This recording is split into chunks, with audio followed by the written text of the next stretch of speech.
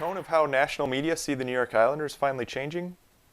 Well, that might be asking a lot, but I listened to that Josh Bailey interview on XM Home Ice. You can find a link to it on lighthoushockey.com, and it's worth a listen, but I noticed that it didn't have the hockey news style of, oh man, why has it taken 2.5 years and John Tavares still hasn't rescued the Islanders?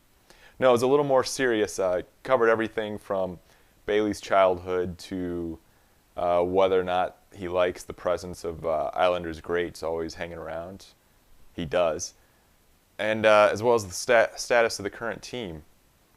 Actually, as an aside, I don't recall the Pittsburgh Penguins, after the lockout, getting the same kind of sky is falling coverage, even though they were coming out of bankruptcy, they needed a new arena, they were rumored to be moving to Kansas City, they were within 30 days of being sold to Boots Del Baggio, who ended up being, a guy with some legal trouble. Anyway, that's neither here nor there.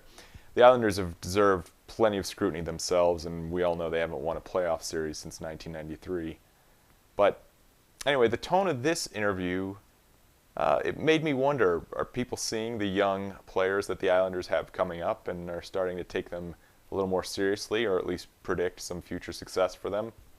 That's how the interview ended. They were talking about the future and how there's hope there. Fans, of course, have been asked to go through patience and to have that hope, to avoid the tragedies, if you will, of the past. And, if the first step is gaining respect and getting interviews like that Josh Bailey one to focus on the team's chances and what it's like playing with stars like Tavares, then the next step is in their hands.